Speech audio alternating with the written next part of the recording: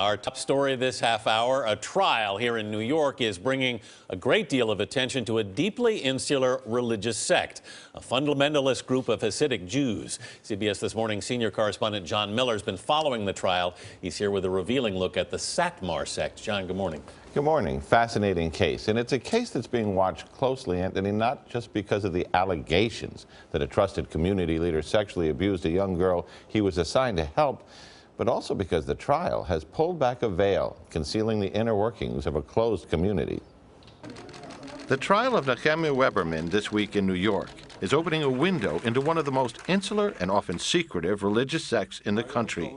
Weberman is accused of sexually abusing a girl from his community when she was just 12 years old. He's a member of the Satmar sect of Hasidic Jews, an old world enclave in Williamsburg that sits next to one of New York's trendiest neighborhoods, though the Satmars live in a world apart, largely shunning many aspects of modern life and following strict biblical laws. For an investigator, what are the challenges investigating crimes within the Hasidic community? They're extremely hard, John. They have their own code of ethics. They don't trust anybody that's not part of the Hasidic community. Retired NYPD Detective Wally Zine spent his career working in neighborhoods like Williamsburg, even once going undercover in the Satmar neighborhood in a bribery investigation. Everything that takes place within the community has to be done with the head rebbe or rabbi. There's a sit down with the particular people involved in that particular crime. Sometimes they're bought with money. Sometimes they're told that, we will handle it. Sometimes they're told that just let it be. Weberman's accuser is now 18. She says because of her teenage interest in music videos and clothes, her family was threatened with expulsion. She was ordered to attend counseling sessions with Weberman, who is unlicensed. The sessions cost her family $12,000. Weberman is charged with sexually abusing her for 3 years.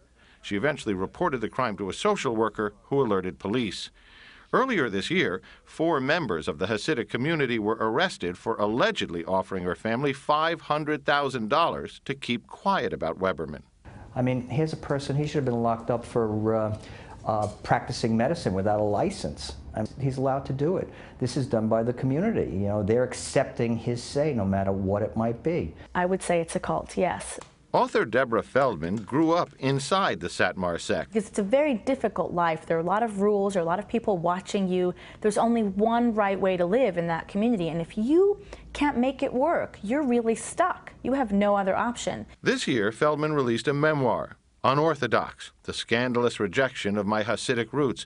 Feldman today lives far from Williamsburg, but reading about the Weberman case in the newspapers brought back some not-so-fond memories. But when I saw that article, I remembered being taken to see Weberman when I was about 11 or 12 years old. I never had a problem sticking up for myself. And I just sat there and got this really bad gut feeling, like a voice in my head saying, don't talk. Rabbi Nochem Rosenberg has been trying to help members struggling with the Satmar community. I teach them there's one magic number, and it's stronger than the magic number in the lottery, and that is 911. Some members of the Satmar sect have come to Weberman's defense. Some are even calling his accuser a heretic. I'm definitely not surprised that the community has taken Weberman's side. But what's shocking to me is that this case has gone to trial in the first place. Jurors began deliberating yesterday. The trial will resume Monday. And John, what's Weberman's defense going to be here? Well, Weberman took the unusual step of taking the stand in his own trial, and he testified. And what came out in that testimony and other testimony is pretty much the alternative theory in this case, which is, as he was counseling her, he learned that she, when she was 15, was dating an 18-year-old boy. He reported that to her father. That caused the relationship to break up, and that she vowed to get back at him for ruining that relationship. So they have kind of framed in the defense a motive for her to allegedly make this story up. What made the victim come forward? Well, this is a community where victims don't come forward, and when they do, there's tremendous pressure. And there are other Hasidic communities in Brooklyn that have similar rules about you handle problems internally through the Grand Rabbi and others.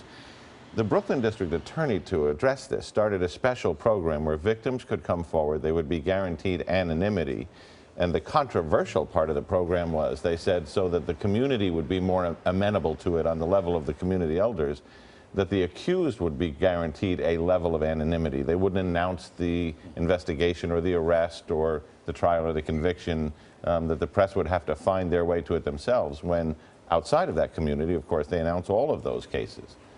So that generated a lot of discussion about whether the suspect should be granted anonymity on some level too. John Miller, thanks for being with us, John. Thanks. Thanks, John.